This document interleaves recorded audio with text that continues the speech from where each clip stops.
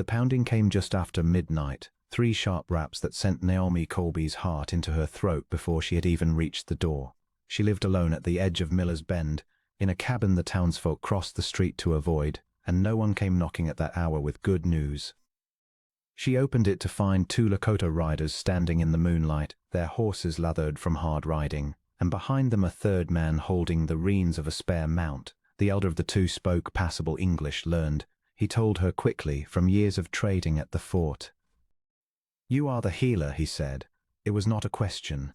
The one who cured the trader Holloway of the fever no one else could touch. "Our chief is dying. Our own medicine has failed him 3 days running. We were told, if all else failed, to come to you." Naomi's first instinct was fear, honest and plain, because a lone woman roused from sleep by armed strangers had reason for it.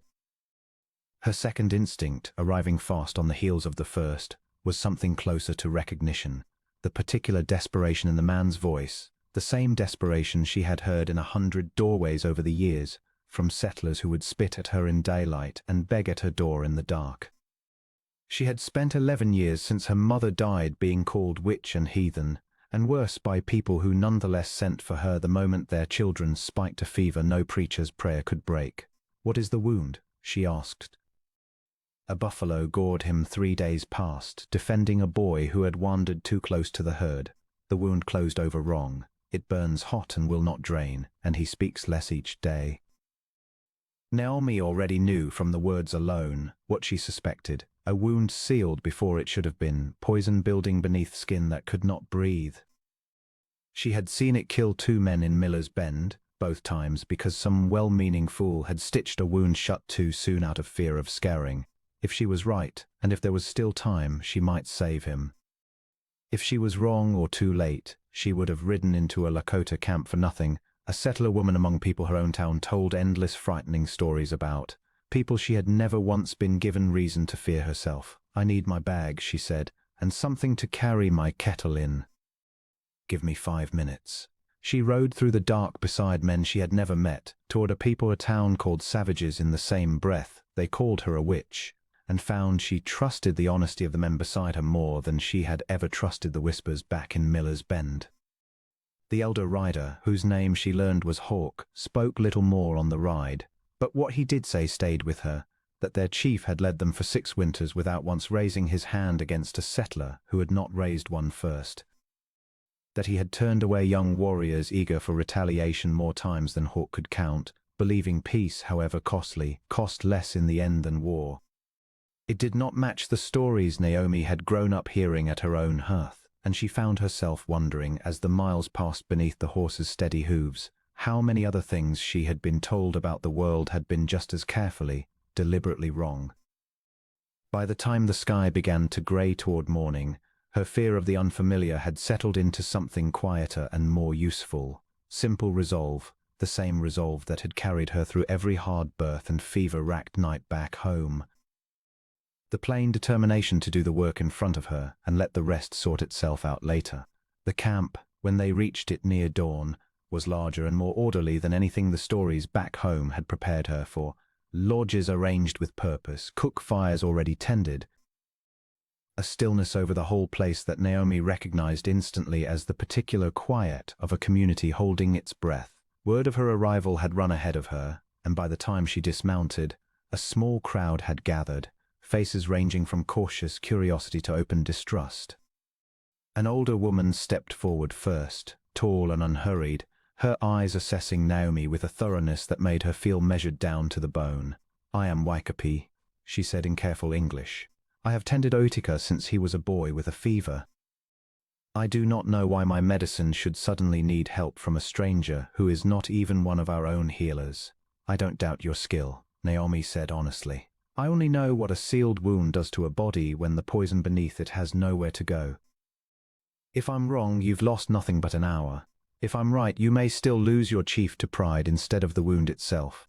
Something flickered in Waikapi's dark eyes, insult perhaps, or the beginning of respect. Naomi could not yet tell which. And after a long moment the older woman turned and led her toward the largest lodge without another word, which Naomi understood, in the language 2 healers share regardless of what tongue they were raised speaking, to be permission. Chief Utica lay on a pallet of furs. And even in the low lodge light, Naomi could see at once how grave his condition was, skin grey beneath its natural warmth, breath shallow and fast, a fever sweat soaking through the blankets someone had piled over him against a chill that came from the poison in his blood, and not the cold outside. He was younger than she'd expected for a man leading a whole people, broad through the shoulders, even wasted as he was by fever, his face even in sickness holding an unmistakable dignity, as though some part of him refused to surrender the bearing of a leader even while his body fought for its life. She knelt and examined the wound at his side, and her worst fear was confirmed within moments. The flesh around hot and taut, the skin sealed shut over a pocket of infection with nowhere left to drain, exactly as she had seen twice before and lost a man to once. When she had been called too late, "I need it opened," she said to Waikapi. "Now, tonight, or the poison spreads to his blood and no medicine on earth will matter after that." Waikapi's jaw tightened. Behind her, in the doorway, a young warrior Naomi would later learn was named Matod, gone rigid with suspicion, his hand resting near the knife at his belt. "You would cut him further," he said, "when he is already dying of a cut." "I would save his life," Naomi said, meeting his eyes without flinching, because she had learned long ago that fear shown to frightened men only fed their fear further. "I have done this exact thing for men in my own town who would have died within the week otherwise. I am not asking you to trust me blindly. I am asking you to let me show you and to judge me afterward by what you see with your own eyes."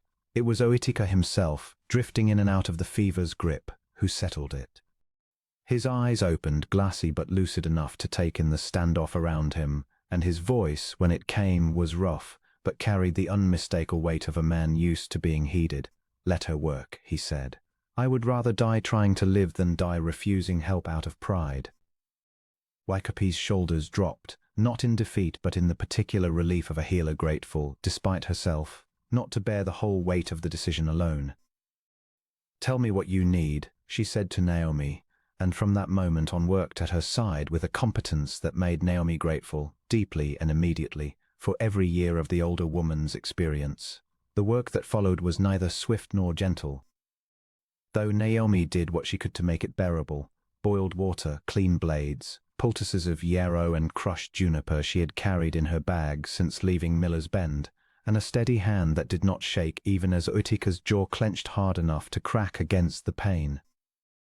Waikapi held his shoulders steady and murmured something low and rhythmic in her own tongue, not quite song and not quite prayer, and Naomi found the sound of it settled her own nerves as much as it seemed to settle his. When the wound finally opened and drained, the relief in the lodge was almost a physical thing. A held breath finally released, and even Mato, watching from the doorway, allowed something like awe to cross his face. Utica surfaced from the worst of the pain only once, his eyes finding Naomi's through the haze of fever and exhaustion, and though his voice was barely a thread of sound, she heard him clearly enough. "Who are you?" he rasped, "to come so far for a stranger?" She did not have a ready answer, only pressed a cool cloth to his brow and told him to rest. But the question followed her through the long hours afterward, because she was no longer entirely certain herself. But draining the wound was only the first fight. The fever that followed was its own battle, and for 2 days and 2 nights Naomi barely left Utica's side, sponging him with cool water, coaxing broth and willow bark tea past lips gone cracked with fever, watching the rise and fall of his chest through the dark hours with an attention that had long since stopped being purely professional. She learned in those long hours the shape of the man beneath the chief, how even delirious he murmured concern for his people rather than himself, how he had once walked 3 days without food to bring back a lost child, how the scar above his eyebrow came from a fall as a boy that his own father had teased him about for years afterward. Waikapi told her these things in the quiet stretches between fever checks, watching Naomi's face as she listened, and Naomi understood the older woman was testing something in her that had nothing to do with medicine at all. "You care for him already," Waikapi observed on the second night, not unkindly. "I see it in how you watch him breathe." "I care whether any patient of mine lives," Naomi said, though even as she said it she knew it was not the whole truth, and suspected Waikapi knew it too. "In my town," Naomi admitted later, into the low firelight unprompted, surprising herself with her own honesty, They call me witch because my mother taught me cures the church didn't sanction, and because I never married, and because I know which plants ease a woman's pain in childbirth better than any doctor they've sent us. They come to my door at night the same as your men did, and pretend in daylight they've never met me. I had begun to believe that was simply what I was for. A shameful necessity. She looked down at Otika's fevered face. No one has ever thanked me for it. Not once, not out loud. Then we will be the first, Waikapi said simply, and something in Naomi's chest, some old and guarded thing, loosened for the first time in longer than she could remember. It was near dawn on the third day that the fever finally broke, Otika's skin cooling beneath her hand, so suddenly that for one terrible heartbeat Naomi feared the worst before she found his pulse steady and strong beneath her fingers, his breathing settling into the deep, even rhythm of true sleep rather than fever's counterfeit. She sat back on her heels and wept quietly, the exhaustion of 3 sleepless days finally catching up with her all at once. She had barely allowed herself that moment of relief when Meto burst into the lodge, breathless, his earlier suspicion of her entirely forgotten in the face of a graver threat. Riders. Settler militia, a half-day's ride out, moving fast. Word reached them that our chief lies weak and dying. They mean to strike before he recovers his strength, while we are still grieving and unguarded. Naomi's blood went cold, because she knew exactly the kind of talk that bred such raids. She had heard it herself at the trading before she left. Men working themselves into a fury over rumors and old grievances, needing only an excuse. How many men do you have fit to defend the camp? Too few, with our best warriors still tending the wounded from the buffalo hunt, Mato admitted, and for the first time Naomi saw real fear in the young warrior's eyes, not for himself but for the children and elders sheltering in the lodges around them.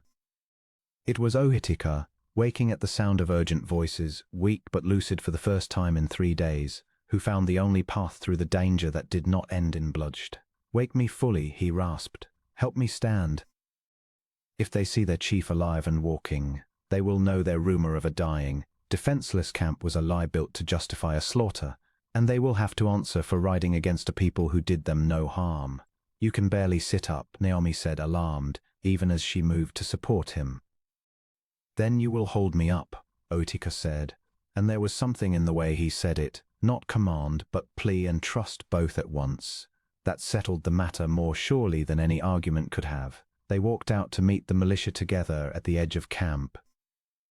Naomi's arm braced beneath Otika's, Waikapi and Mato flanking them with the camp's few able warriors arrayed calm and unhurried behind, no weapons raised, only presence, only the plain and undeniable fact of a living chief standing upright in the morning light. The militia's leader, a hard-faced rancher Naomi recognized from Miller's Bend, reined up hard at the sight, clearly expecting scattered mourners and an easy fight, not a chief on his feet flanked by a settler woman the man plainly recognized. "Mrs. Colby?" he said, disbelieving. "What in God's name are you doing standing with them?" "Saving a man's life," Naomi said, her voice carrying clear and unshaking across the open ground.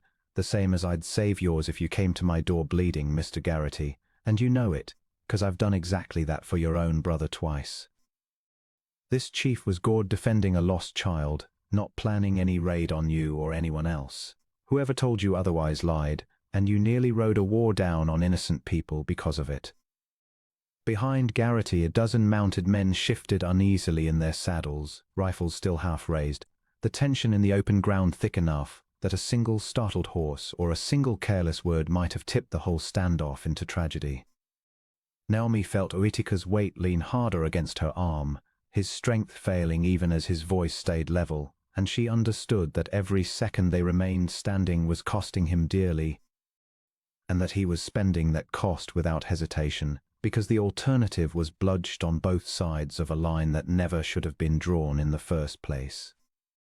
"I have delivered half the babies in this county, Garrity," she pressed on, refusing to let the silence tip toward violence. "Yours included, if I recall, 20-some years back. You know my word is good. I am telling you plainly, as the woman who has spent 3 days keeping this man alive, that there was no raid planned, no ambush waiting, nothing here but a sick man and the people who love him. Ride home and tell whoever spread that lie that they nearly made murderers of decent men over nothing."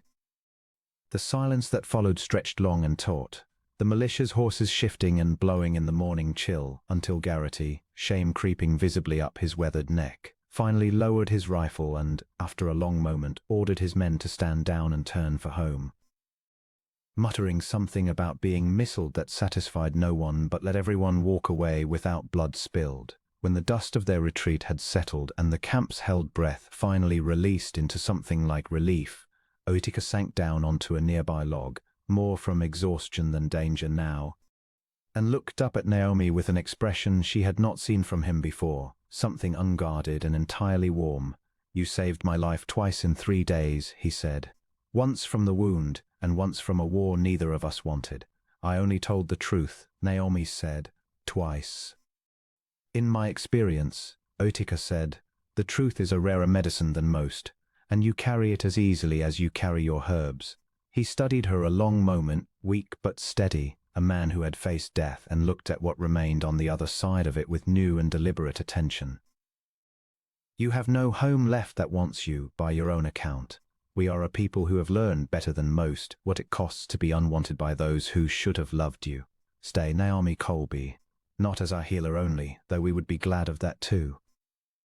Stay because I find, having nearly lost my life, that I do not wish to spend what remains of it without you near." Naomi thought of Miller's Bend, of the door people knocked on only in darkness and denied by daylight, of 11 years spent being useful and never once being wanted, and found the choice, when it finally arrived, was no choice at all. "I have spent my whole life being tolerated," she said. "I find I would rather, for once, be chosen." She took his offered hand, weathered and warm despite the fever it had so recently survived. "I'll stay." Waikapi, watching from the lodge doorway with Mato beside her, allowed herself, for the first time since Naomi's arrival, a smile unguarded and entirely genuine, and the camp that had greeted a stranger with wary silence 3 days before rose instead, that evening, into the warm and grateful sound of a people welcoming home one of their own.